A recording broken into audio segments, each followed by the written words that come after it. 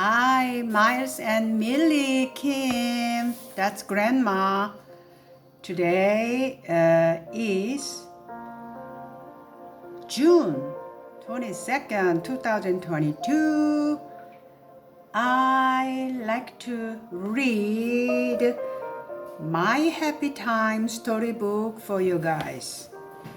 Today, the title is Alice and Willie's Day on the Farm. Alice and Willie were spending a day on the farm.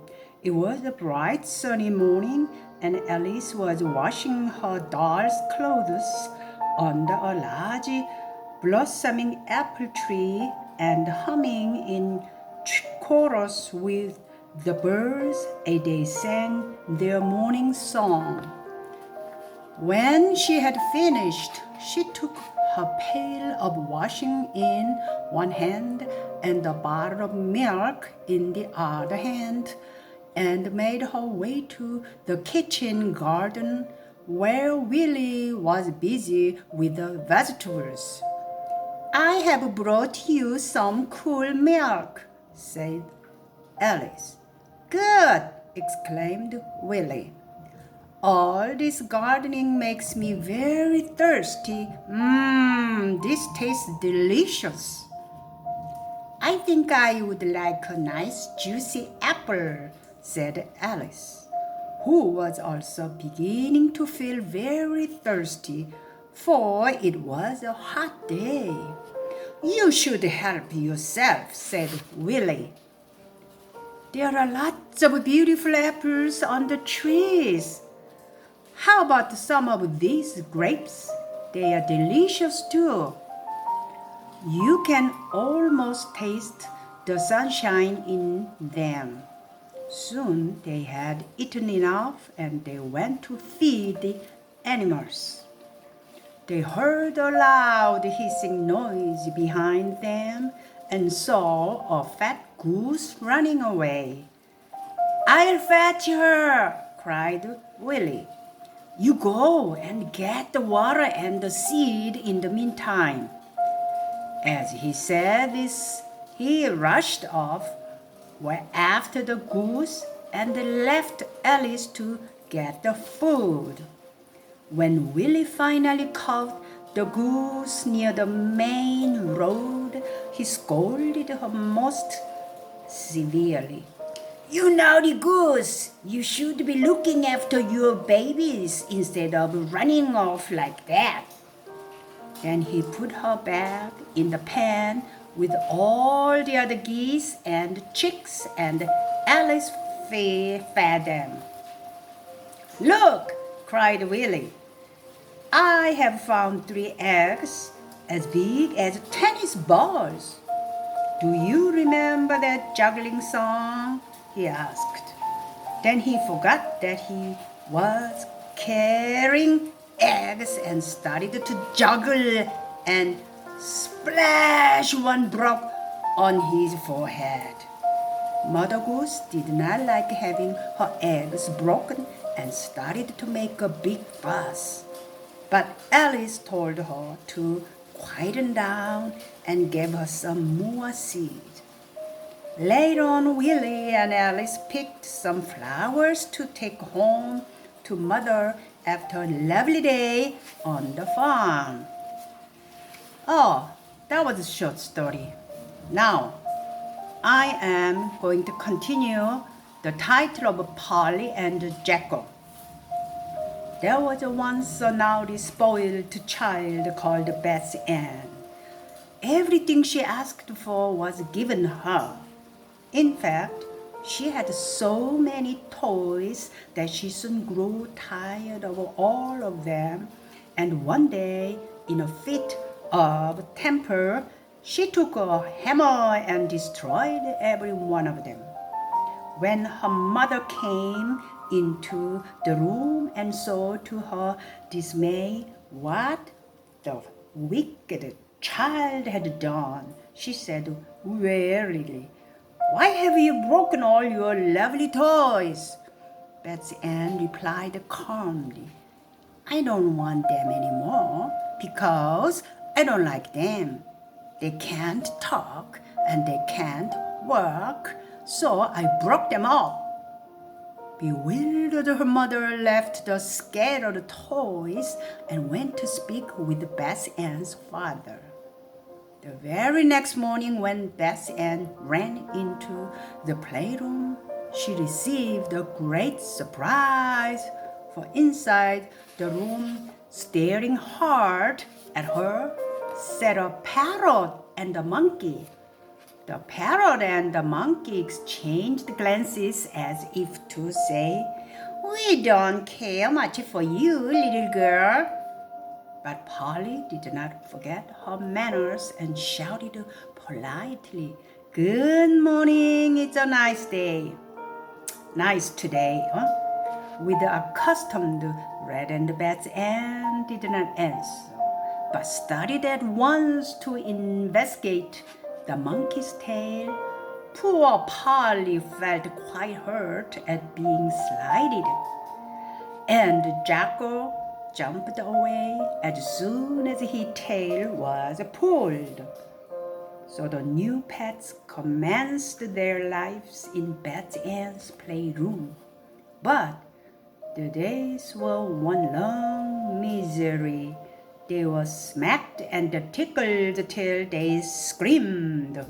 Jack longed sometimes to bite the little fingers that teased him so, but he never did.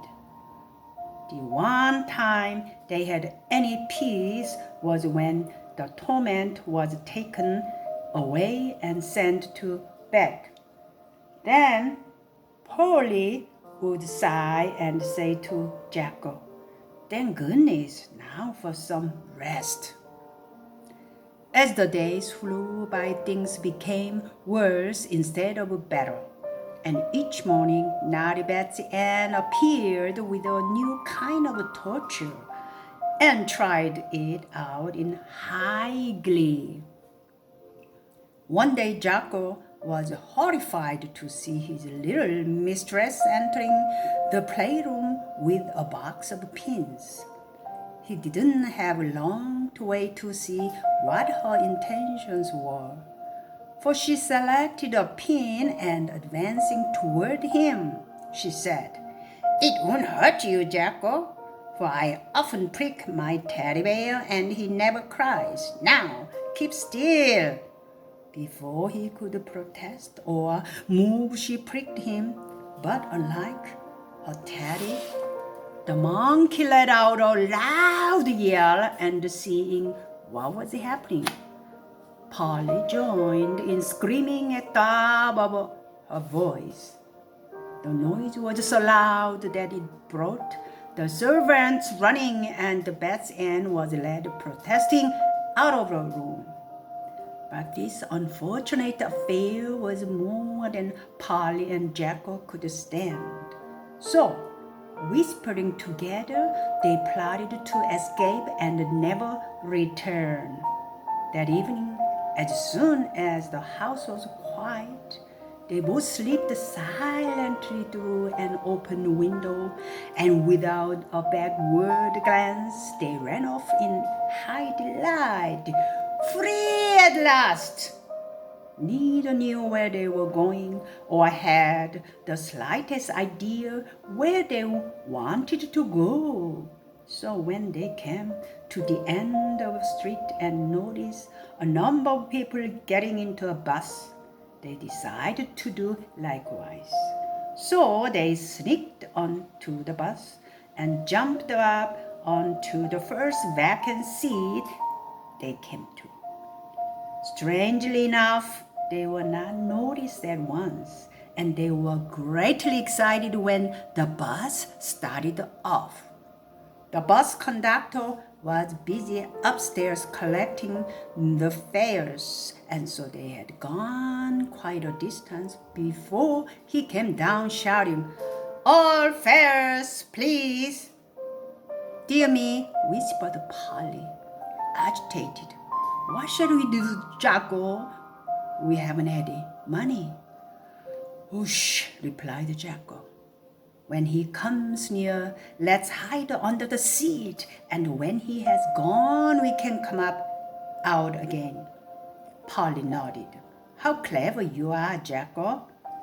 As the conductor moved near, the pair of them bobbed down and hid on the seat. They watched his feet getting nearer and nearer, but felt quite safe in their hiding place. Alas, just as the conductor reached their seat, a woman suddenly screamed, "Oh, something is under my seat. It is by me." The something under the seat was really Jacko, who accidentally had touched her lady's leg.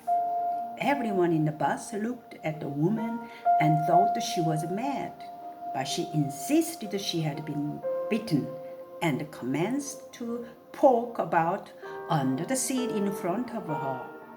This caused a calamity, for poor Polly and Jacko came flying out. The sight of the pair of them caused an uproar, and everyone started shouting at once.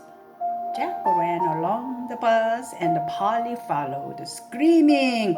As they passed, several people tried vainly to catch hold of them, but they escaped and reached the bus step.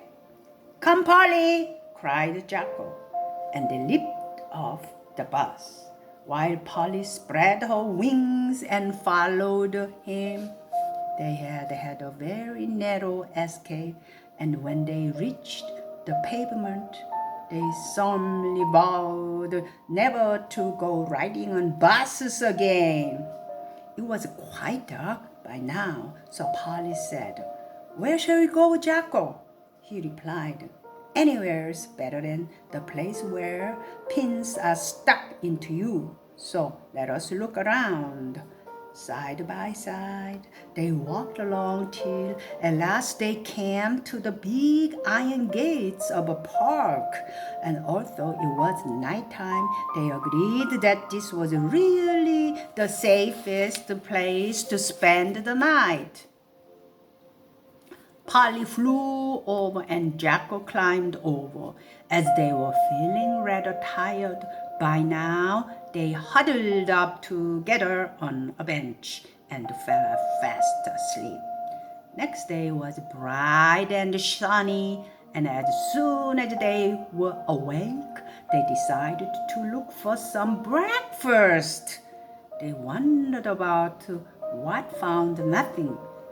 By this time, they felt extremely hungry, but as they turned a corner in the park, they came up a man sitting on a bench eating his lunch out of a paper bag.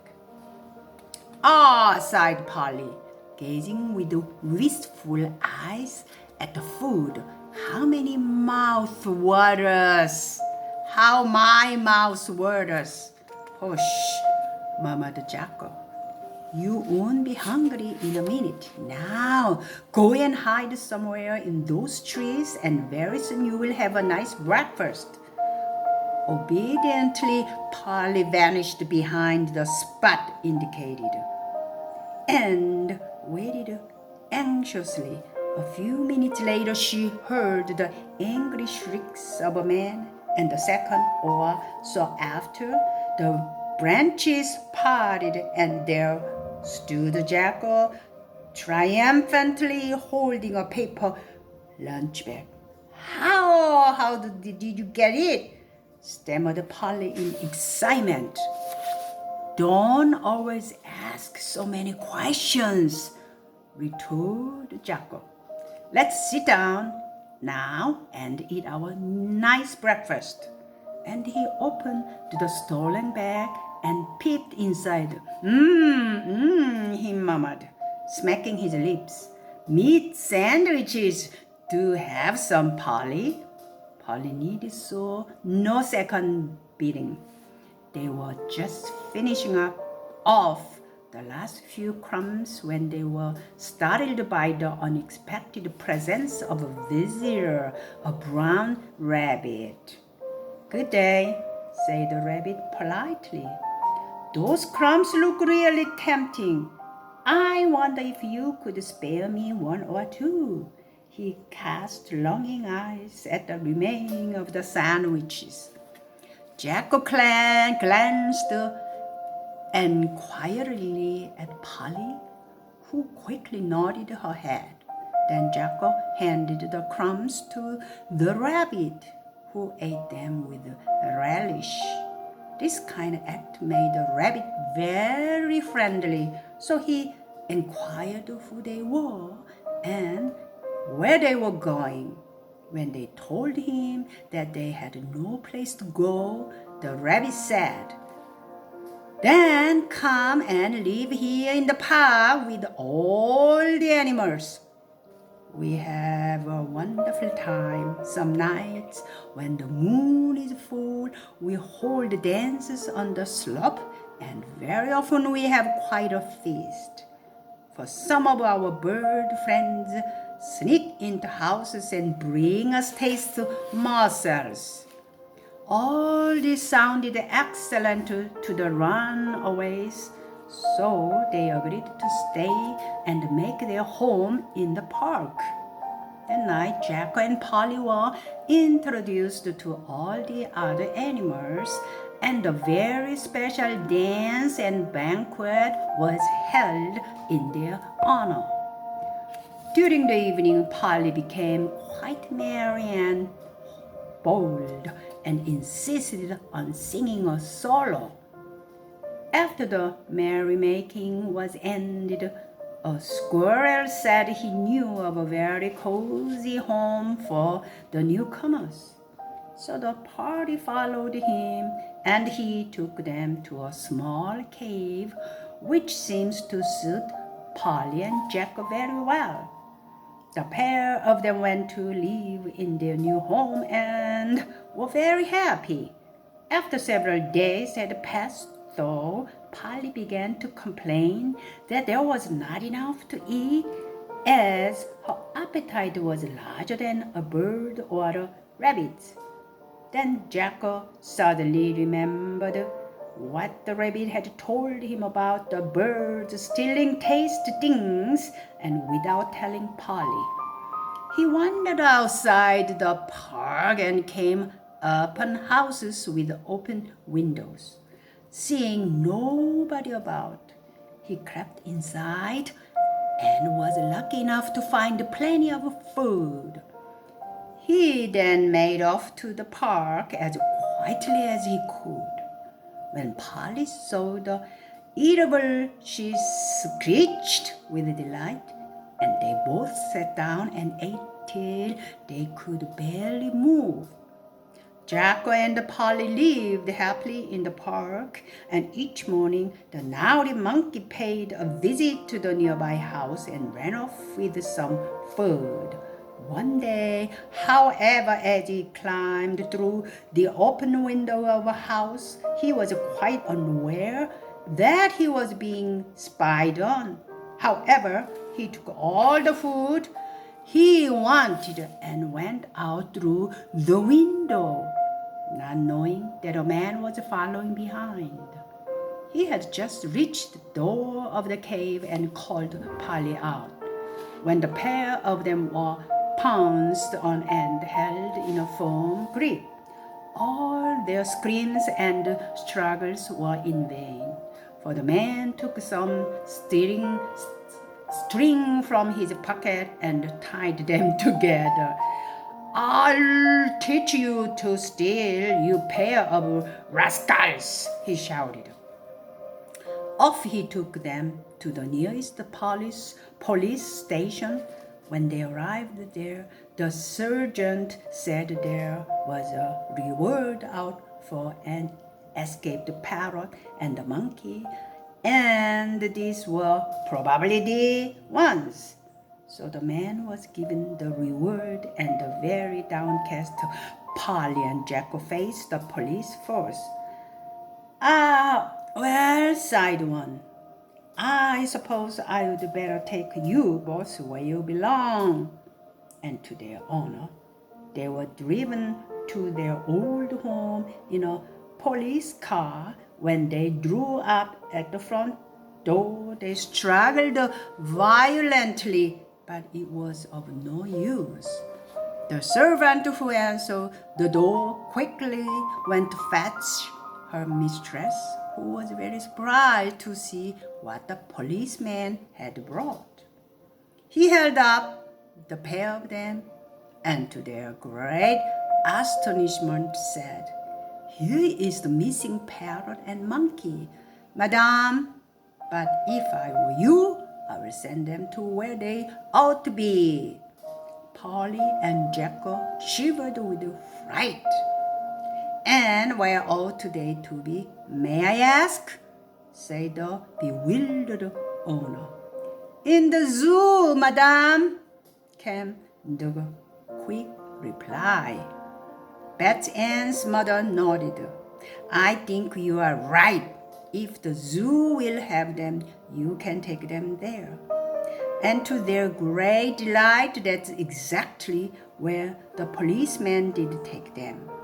And they lived happily ever and the end. Have a nice day, Millie and Miles. Grandma loves you. Bye.